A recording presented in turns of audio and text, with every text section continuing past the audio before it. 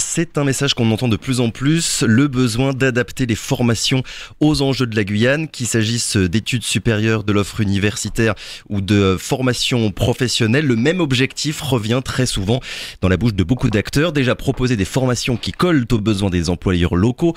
Après tout, aucun intérêt de former des gens dans des secteurs qui ne recrutent pas sur le territoire, mais aussi former pour des métiers qu'on ne retrouverait pas forcément ailleurs. C'est un peu le credo de l'OFA Guyane, l'organisme de formation du groupement d'économie solidaire de l'APROCEP, qui lance plusieurs formations en sport et animation, dont une pour devenir maître nageur sauveteur. Pour en parler, Stevenson, Joseph est notre invité ce matin. Bonjour. Bonjour. Et merci d'avoir accepté notre invitation. Vous êtes accompagnateur socio-professionnel chez OFA Guyane, donc un organisme de formation associatif. Déjà dans les grandes lignes, Stevenson Joseph, qu'est-ce qui vous distingue, qu'est-ce qui vous différencie de tous les autres organismes de formation qui en Guyane, on le sait, la formation c'est un secteur qui se développe de plus en plus. J'ai l'impression que quasiment chaque mois on entend parler d'une nouvelle formation qui ouvre avec un nouvel organisme. L'OFA c'est quoi et qu'est-ce que vous faites ? Alors, comme vous l'avez dit, l'OFA, c'est un organisme de formation associatif. C'est-à-dire que par rapport à notre statut, on est un peu différent de pas mal de centres de formation. Oui. Et on est aussi vraiment spécialisé dans le domaine de l'animation socio-culturelle, des métiers du sport et plus largement aussi de l'économie sociale et solidaire. Donc, dire ce qui diffère, c'est un peu compliqué d'essayer de se comparer aux autres. Mais vraiment, je sais que par rapport à notre statut associatif, il y a vraiment une petite différence. C'est que nous, on a cette flexibilité-là et cette capacité-là de proposer des formations, on va dire, à la carte en fonction de notre champ d'action. C'est-à-dire sur l'animation socio-culturelle, sur le sport, on a cette flexibilité d'adapter nos formations en fonction des besoins du territoire. D'accord, donc en fait la structure associative fait finalement que dans le genre de formation que vous allez proposer, il pourrait y avoir des différences avec ce qu'on peut voir ailleurs dans d'autres organismes. Exactement, on a vraiment une capacité à s'adapter plus facilement, je trouve. Oui. Alors on va rentrer un petit peu dans le détail pour parler du coup de cette formation de maître nageur. On va juste d'abord écouter Claude Brignon. Il est professeur d'EPS au lycée Gontran Damas et président de l'association Ma Guyane Nage.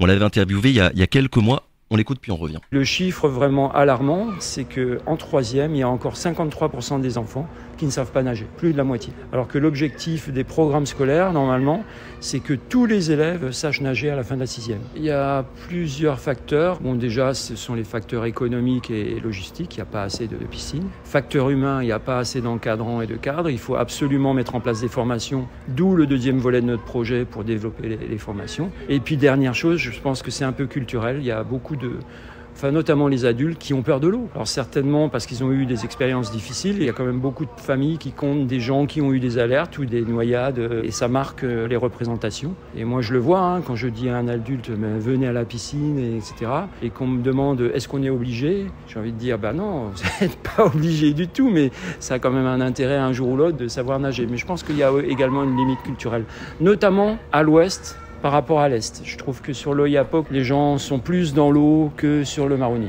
Voilà donc Claude Brignon, le président de l'association Ma Guyane Nage. Vous êtes en partenariat avec eux pour cette formation que vous proposez ? Exactement, monsieur Brignon. On est en partenariat avec eux sur notre projet de parcours de formation. Ok. Donc du coup, Ma Guyane Nage, représenté par monsieur Brignon et aussi la Ligue de natation de Guyane, on est en partenariat sur la formation, le parcours de formation que nous espérons lancer très prochainement, du 22 avril au 13 août. Et après, pour qu'on comprenne bien, chez vous à l'OFA, qu'est-ce qui fait que vous allez vous dire ok, là, sur tel secteur, dans tel domaine, il faut qu'on fasse quelque chose et qu'on propose une formation. Là, on parle du coup de natation. On a entendu 53% quand même des enfants en fin de collège qui ne savent pas nager, c'est quand même considérable. Qu'est-ce qui se passe entre cette problématique-là et la décision que vous allez prendre de votre côté ? Voilà, comment est-ce que vous travaillez finalement ? Alors, on se base pas mal sur les analyses des besoins du territoire, on va dire. C'est comme monsieur Briand l'a expliqué, c'est nous l'analyse et les informations qu'on retient, c'est qu'il y a un besoin de professionnels dans ce milieu-là. C'est-à-dire que on est un territoire entouré d'eau. On a une population très jeune et qui est entourée d'eau, mais qui est très peu tournée vers la natation. Donc il y a pas mal de personnes qui savent pas nager. Et pour pouvoir inverser cette tendance-là, faut pouvoir former des personnes qui soient en capacité d'accompagner déjà, d'éduquer la population sur les techniques et tout simplement apprendre à notre population à nager. Ouais. Donc c'est vraiment, on se base sur une analyse des besoins du territoire et en fonction des résultats qu'on obtient, on se dit ok, les partenaires qui gravitent autour de nous font remonter certains besoins. Et nous aussi, on réalise une autre analyse par la suite et on se dit qu'effectivement, il y a un besoin sur le territoire. Mettre en place une formation dans ce secteur-là peut être intéressant pour le territoire, encore une fois. Là, c'est le cas pour cette formation du coup de maître nageur, mais je suppose que c'est à peu près le même processus finalement pour chaque formation que vous proposez. Juste avant d'entrer en studio, vous me rappeliez que vous en avez ouvert une il y a quelques mois en rapport avec les métiers du sport notamment. C'est comme ça que ça se passe à chaque fois ? Exactement. Alors, on en a proposé l'an dernier, en 2021, non plutôt 2021, on est déjà en 2024, oui. Suite à un appel d'offres de la CTG, sur lequel on s'était positionné. Alors, c'était 2 formations qu'il fallait proposer sur le territoire.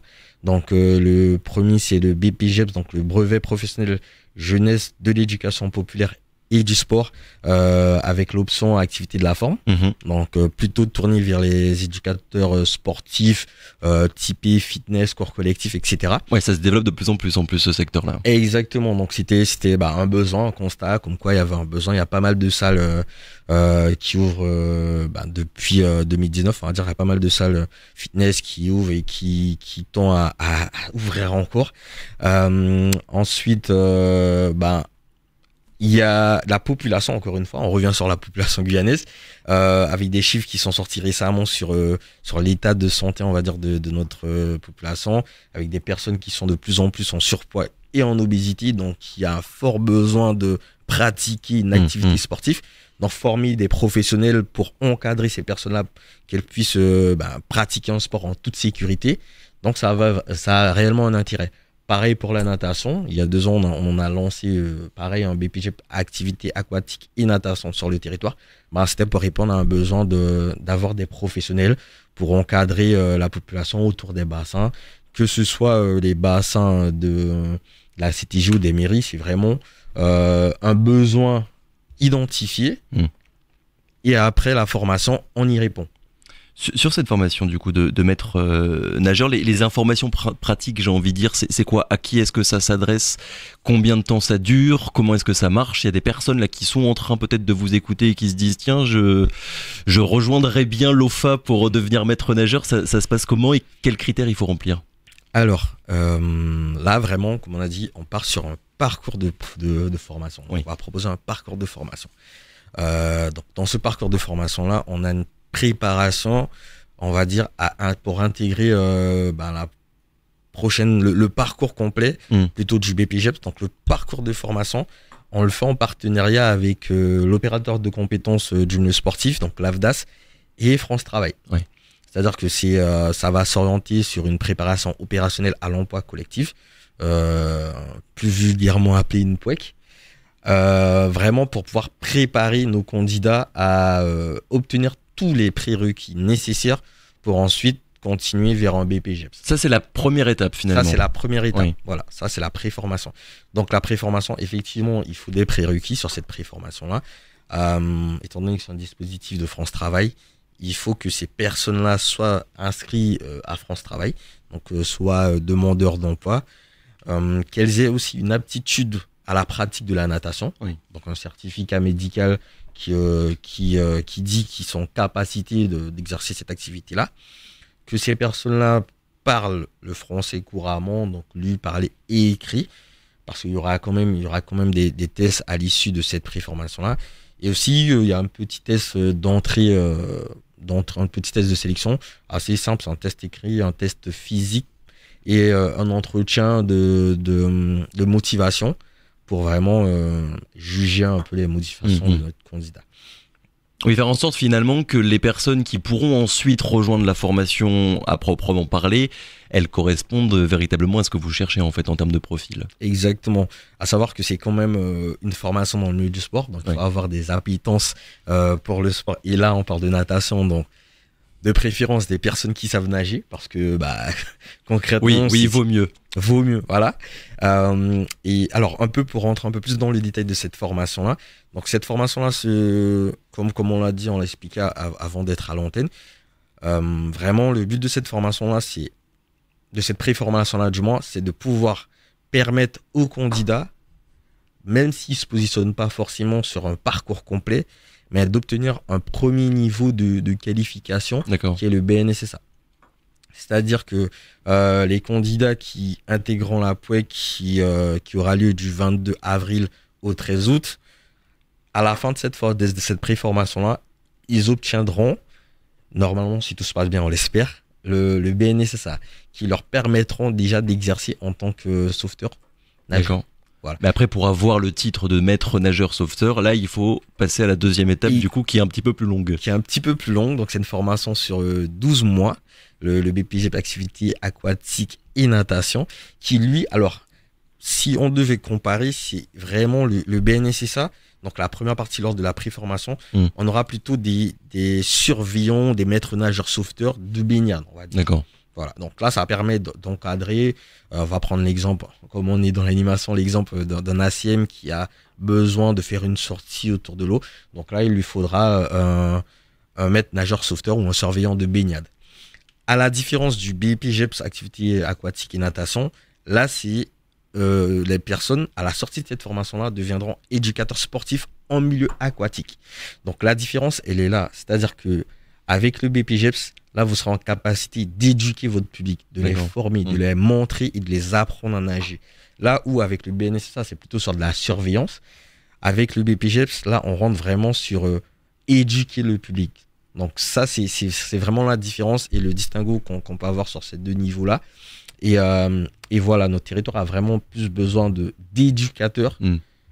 Donc c'est pour ça qu'on propose le parcours, c'est-à-dire que les personnes, in fine, ils pourront surveiller des baignades, mais également éduquer la population à la natation. Et après, c'est comment dire, une formation qui a vocation à s'inscrire dans la durée avec plusieurs générations finalement que vous allez former, ou bien ça va répondre à un besoin occasionnel et éphémère, et peut-être que d'ici 2-3 ans finalement, cette formation-là, elle ne sera pas reconduite.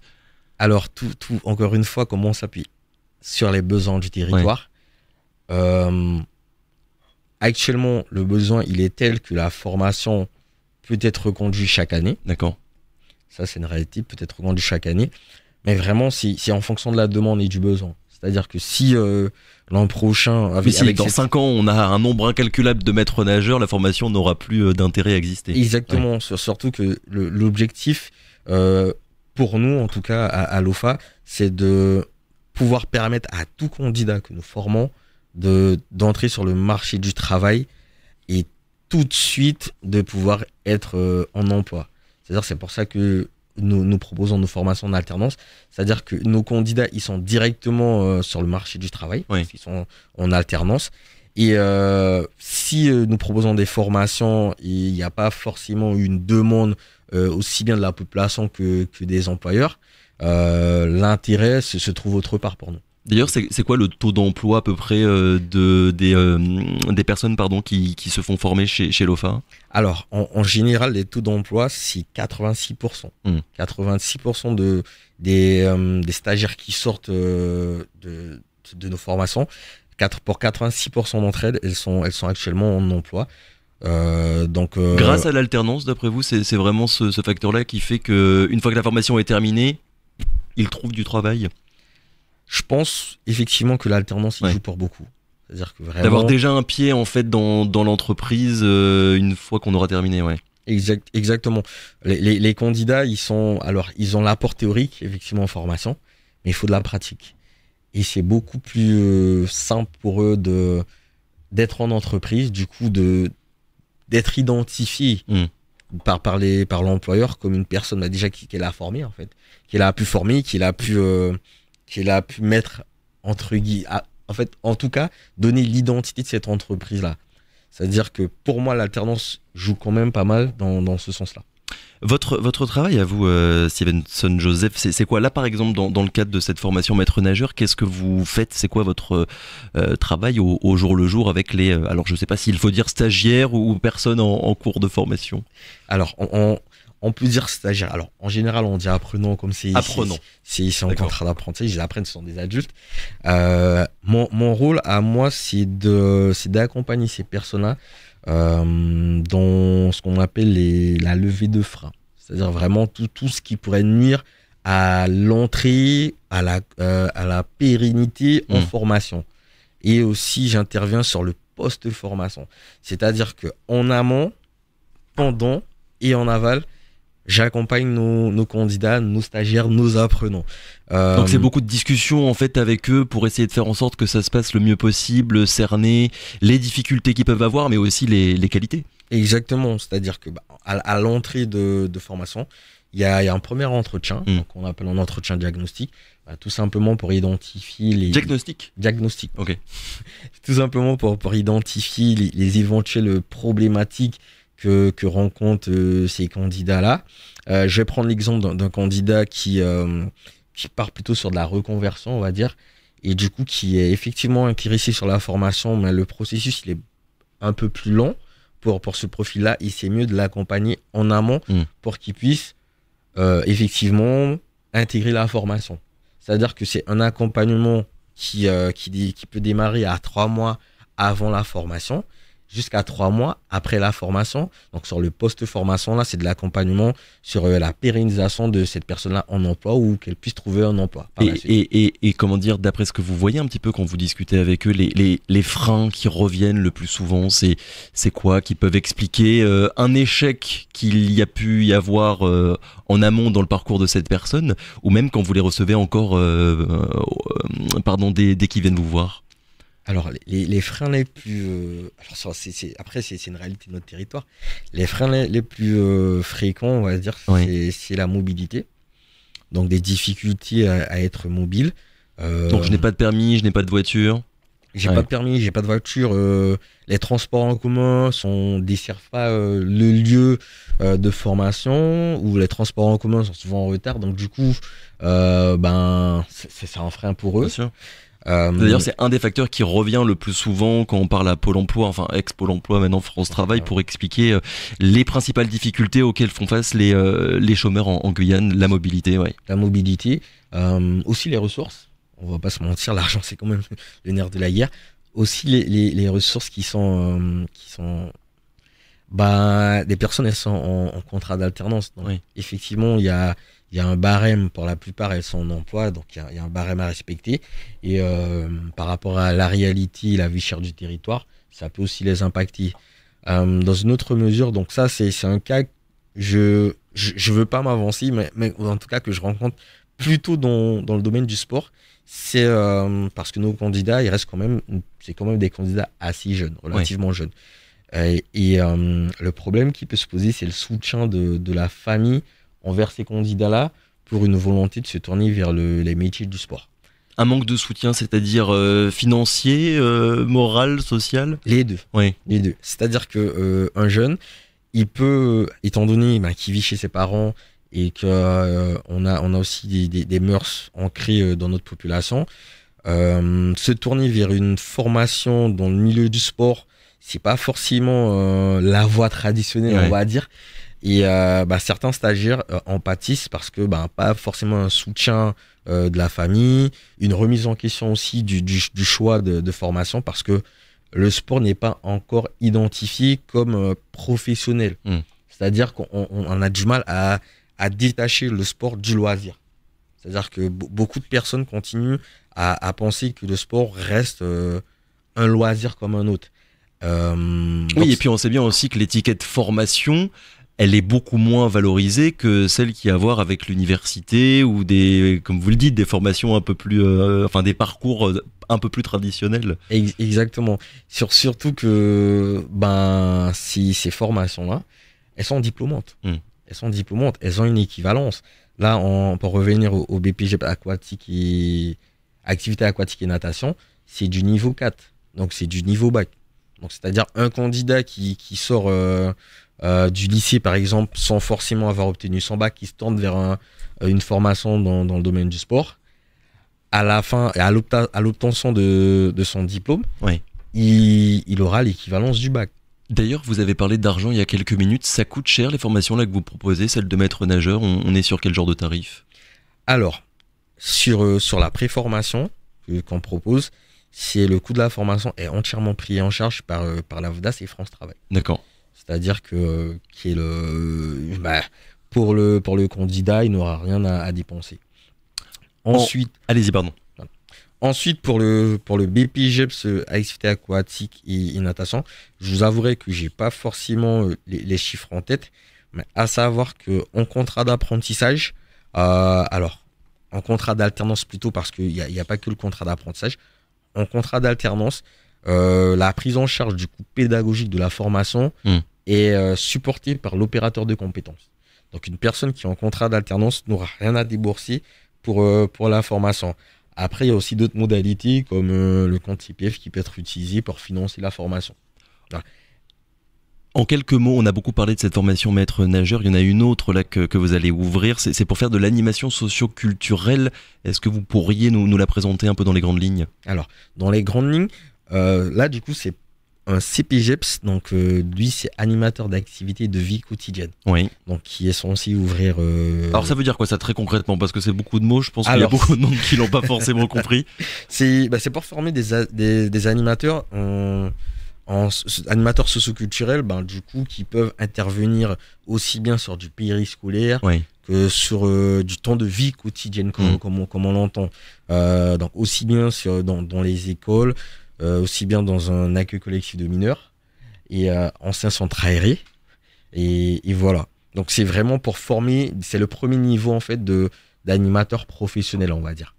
Dernière question, est-ce que d'après ce que vous constatez pour vous au sein de l'OFA, mais de manière un petit peu plus générale à l'échelle de toute la Guyane, est-ce que la formation a enfin un petit peu changé de cap et de dynamique? Pendant très longtemps, et c'est d'ailleurs encore un petit peu le cas aujourd'hui, ce qui revient très souvent, c'est de dire les formations ne sont pas forcément adaptées à la Guyane, aux besoins qu'il peut y avoir et au marché du travail aussi.